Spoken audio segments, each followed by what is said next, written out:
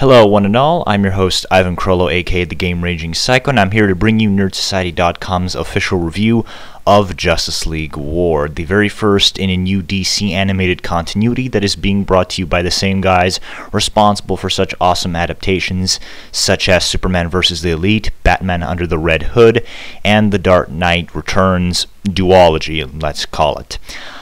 Justice League War is an adaptation of the Jeff Johns written and Jim Lee drawn Justice League origin story done for the New 52 continuity, which launched back in September of 2011. And I have to say, as a launching pad for this new animated universe that they're trying to do with these movies, Justice League War is a solid film, but it also has a fair bit of problems that keep it back from being, something truly great along the lines of The Dark Knight Returns duology, Batman Under the Red Hood, or Superman vs. the Elite, as I mentioned previously. The plot is very simple, almost to a fault. It basically involves all of the heroes basically gathering one night when Darkseid decides to invade the planet after his parademons have been abducting people all across the globe, and all the heroes are have started picking up clues to this possible invasion, and then they decide to act on it. And so because of this, Darkseid basically tells his army to begin the invasion, and we have our film. Justice League War got a lot of criticism right off the bat for its changes from the original comic, specifically the decision to cut Aquaman out of the film. And right off the bat, I have to say that Billy Batson, aka Shazam's inclusion in the film is actually done very, very well, and he really fits into the whole overall, team that they set up here. Because all of these heroes have been around for maybe a year or two. We're not really given any specific details, which is another problem of the film, but we can pretty much have a rough estimate. This is maybe year 2, year 1 of these guys' careers, and they have some experience, but they're not really hardened veterans as we see them in other DC, interpretations. And Billy Batson is, kind of the rookiest of them all. And I feel as they progress with this whole universe, he's going to probably get the most character development out of all these guys. And his inclusion here actually opens up the possibility for Jeff Johns' Shazam series that was done in back issues of Justice League to be adapted into an animated film. And seeing as that series was just freaking awesome, I would love to see that be done in an animated film. And his inclusion also allows Cyborg, who is easily the most developed character and the most human character, ironically, in this whole story, to just get some kind of a backup to help him feel better, because, as you know, in the comic book, he kind of gets screwed over when Darkseid decides to invade, as his body is destroyed, and his father is forced to make him into, well, a cyborg to save his life, or else he's gonna die. And in the comic, it's kind of left vague as to where he and his dad are, how does he feel about being a cyborg, but Shazam's inclusion into the story actually gives another layer, because Cyborg has someone who believes in him and who thinks he belongs with the likes of Superman and Wonder Woman and Batman. He's kind of there to make him feel better, and their relationship is very, it's kind of like a fanboy meeting his star and getting the chance to work with him. I know a lot of us have people we admire and we would love, to kind of work with them on something, but we rarely, if ever, get the chance to, and that's that kind of relationship. And it feels like these guys are going to have a great friendship going forward in this new animated universe, and Cyborg is the most developed and the most human character of the whole cast. His whole conflict with his dad makes a lot of sense. Victor, he wants to be like this big, American football star, and his dad thinks it's just a waste of time because, whoop-de-doo, you can throw a ball really far, and we live in a world where a guy can create constructs using his mind. We got a guy who can break the sound barrier like nothing. We got a demigod from Paradise Island off of Greek mythology living among us, and your ability to throw a ball really far isn't going to matter at all in that world. It makes sense, and it's actually a really cool kind of flip of the usual father-son, antagonistic relationship, because it's usually the father who's a jock and the son who's kind of like this sciencey, nerdy guy, and it's kind of flipped here. And it's a pretty interesting sort of relationship I also hope gets, developed as the films go on. As for the other characters, Batman is the most mature of the guys because he's Batman, I guess, and it makes sense for him to be the most mature because Batman, ever since he started, Batman wasn't the kind of guy, to bullshit around, basically, to be perfectly frank with you. And the other characters, a lot of people have a problem with this film is because they think these are like the frat boy versions of these superheroes. And, they don't like the fact that Superman is a little more rough around the edges. He's willing to be more feisty and stuff. He kind of loves fighting more. They don't like the fact that Wonder Woman kind of just wants to do battle and go on heroic adventures. They don't like the fact that Hal Jordan is like this really cocky dude and that he resembles Guy Gardner more. But in the context of the film, when you really think about it, it actually makes a lot of sense for these guys to be cockier, more arrogant versions of themselves, because these are not the hardened veterans you saw in the pre-New 52 continuity that have been around for like 15 years. They've had a lot of time and experience to decide what kind of people and heroes they want to be. No, these are the very young, very inexperienced, and like I said, very cocky versions of Hal Jordan and Superman and Wonder Woman. And honestly, if they just showed up out of nowhere and they were acting like these perfect, guys who've had like 15 plus years of experience on the job, that would be a bigger problem for me, because there's no way in hell anyone could start a superhero career with all their shit together. They have to go through, conflict and heartbreak and gotta overcome challenges. And if this team, the studio, can show how these people gradually become the Superman, the Wonder Woman, the Hal Jordan, the Flash we all know and love, as time progresses, then obviously this is not going to be a fault of the film anymore. And two more things I got to give credit to the film for is the animation. The animation is just, it's awesome. I can't even say it any other way. It's just awesome. The action is drawn spectacularly. Green Lantern's constructs look fan-freaking-tastic. And the way the fights are executed, to a point, they're actually really imaginative. And the fight between Batman and Superman in this, which lasts only about 2 or 3 minutes, is easily my favorite fight in the whole film, because it's the most realistic way the fight would go. If Batman had no kryptonite, it's Batman trying to use all of his different gadgets on Superman, and Superman is just easily able to shrug it all off, and he, appropriately kicks Batman's ass. I would actually really like it that the live-action Batman vs. Superman film actually did its fight like this, especially because Zack Snyder stated that kryptonite does not exist in the Man of Steel continuity. He could change that later on, we don't know. But I would really like it if he saw this fight and decided to make it on the big screen, because I think it's just the most realistic way the fight would go if Batman had no kryptonite. As for the voice cast, I really liked most of the voice cast in this film. Jason O'Mara, he did a pretty fantastic job as Batman. He sounded genuinely like how Batman would sound.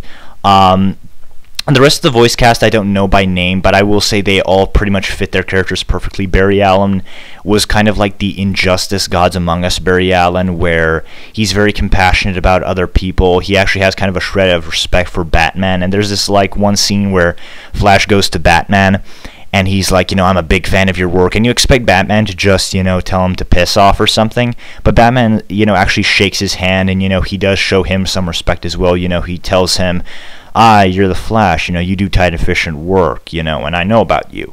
And it's kind of an uncharacteristic moment for Batman, seeing as how cold and stern he is, but it does add an element of humor, especially when you consider the fact he has such a low opinion of Green Lantern, and he has such a high opinion of Flash. And the rest of the voice cast, like I said, they do a pretty good job.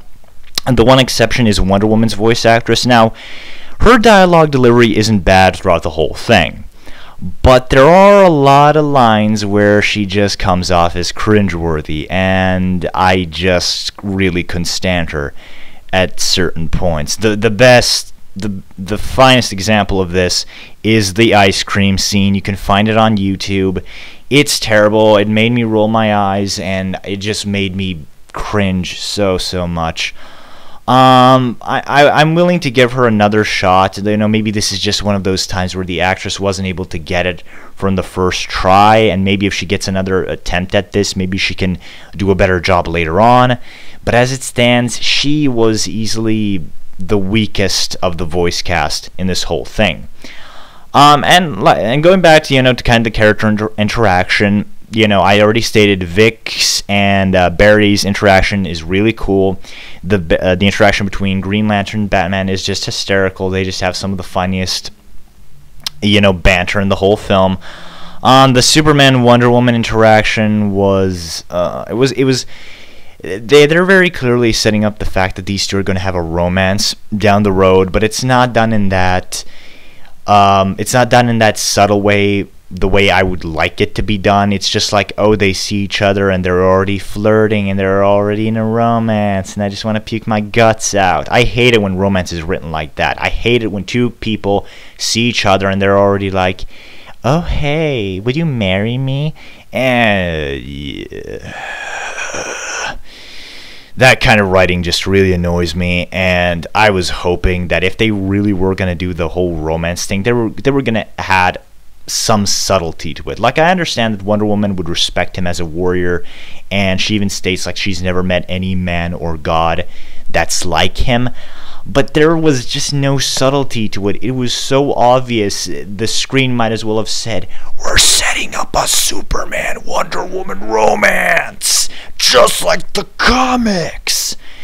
Oh, it was so blatant and really got on my nerves. And those are the positive things about the film. And now you're maybe wondering why I don't love it, considering all the positive thing I've said. And one of my big complaints is this movie is nothing but an 80-minute fight scene. Like, there are bits and pieces of peace and character interaction humor that do break up the monotony, but this film is just, there's way too much action and there is very, very, very, very little plot. I feel like I've seen this film at least 10 times at this point, and they don't really do a good way of varying up the fights. Like, when the heroes fight each other, the fights are pretty interesting because everyone has a different power set, and it's kind of interesting to see how their powers would, kind of combat against each other.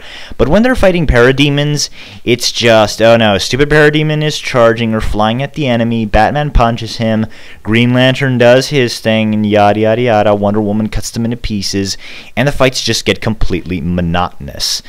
There's not enough here to break up the action. For all those people who complained about Man of Steel's final act being nothing but a big, overly long fight scene, they're gonna hate this movie, because this film is almost precisely that. The fights are not particularly interesting once you see them beat the first few parademons. They get pretty boring as it goes on, and there were a couple of points where I just had to move away from the film because I was just tired of seeing them fight the same parademon for the 50th billionth time. Darkseid also lacks any kind of real presence. Now, they got Steve Blum to do the voice, and they do kind of alter his voice where he kind of sounds like this alien god type thing, which I think makes sense, but at the same time, it's Steve Blum. He's one of the most famous anime voice actors, of all time. He voiced oh my god, I can't believe I'm forgetting his name. Oh my god, he voiced the main character in Cowboy Bebop, and he also voiced Amon in Legend of Korra.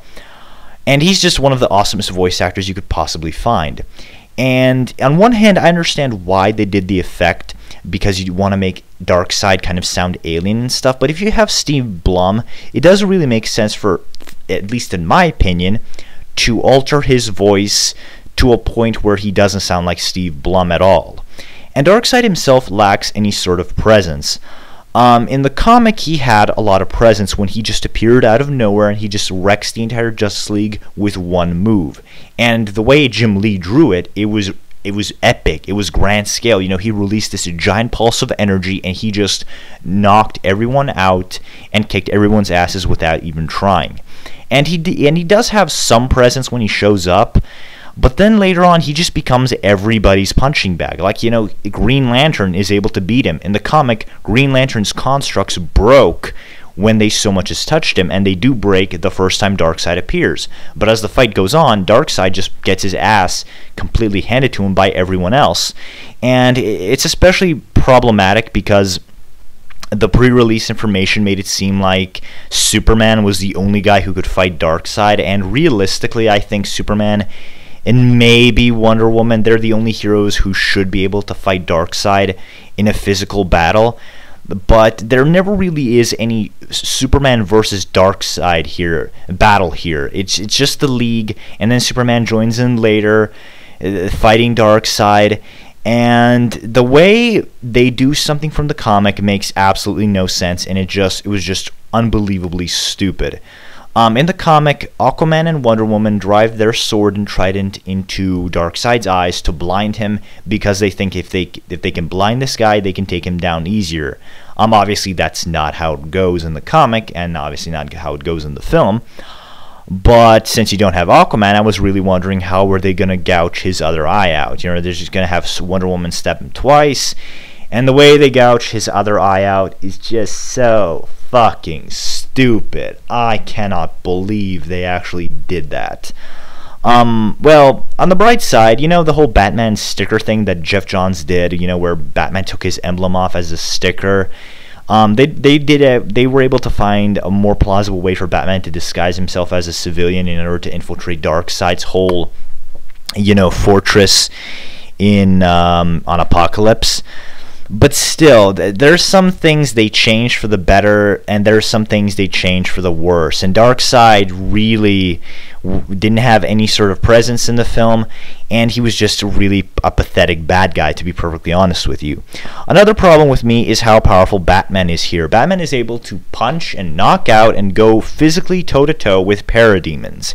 That makes no sense whatsoever. A parademon alone should be able to kick Batman's ass in a physical fight. Now, if Batman uses, you know, a batarang or uses some kind of different strategy, then I can understand how he would be able to beat the parademon. But there are numerous points in this one where Batman is just able to take on like 5 or 6 parademons and knock them out by just punching and kicking him. Batman punching these things alone should break his arm, or him kicking it should be enough for him to, you know, sprain his ankle or break his foot or something. And there's even one point where Darkseid punches Batman, and Batman is perfectly fine. I'm sorry, but if Darkseid punched Batman, Batman would most likely be dead. Like, they made Batman far, far too powerful in this film, and it was quite distracting for me.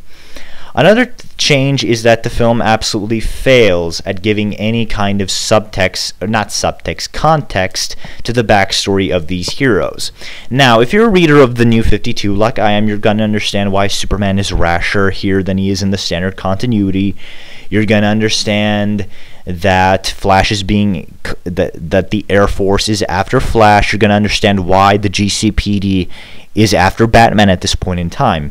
But the film leaves out a lot of this stuff. You know, at the tail end of the film, when the president is making his big speech, Batman, you know, says, you know, the president officially recognizing us as a team and as partners is going to get the GCPD off my back. But there's no scene like in the comic in the beginning where the GCPD is after Batman and then Batman is able to catch after the parademon. There is no scene like that. Batman just blatantly saying the GCPD is after me is just there. And in fact, the whole subplot of the public not liking superheroes is almost completely dropped. You know, there's no scene in Flash's police department where he's talking, you know, to the chief of police, and they're basically making a task force to go after Flash. In fact, there is no mention of Central City's police force making any kind of task force to fight Flash. As far as we know, Flash is a respected member of the superheroes. There's no mention to Lex Luthor being hired by the military to go after Superman like in the comic. And I feel like a lot of these details easily just could have been delivered through dialogue. They didn't even have to waste any time on them. There's even a part where Lois Lane shows up, and another reviewer on the site, you know, mentioned how they could have used her as a way to basically give some more background information on Superman, like when did he show up, how long has he been around or something. And the film really lacks this kind of background information that could have made it better, I feel. And this is a problem I had with the Flashpoint Paradox film.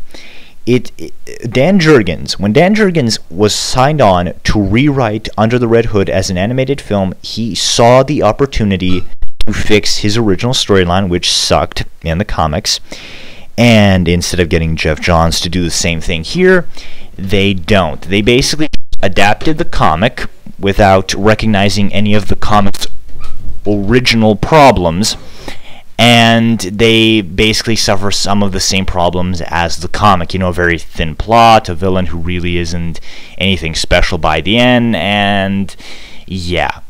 It's a shame they didn't go the Red Hood route, because I feel that if Jeff Johns, the current Jeff Johns, who wrote the storyline like 2 or 3 years, earlier, could have been signed on as a writer for this film, he could have went back, see what he did wrong, and he would have made the appropriate changes. And I understand that they maybe want to keep these storylines as close to the New 52 continuity as possible, because new readers are going to be more, they're going to understand what's happening easier.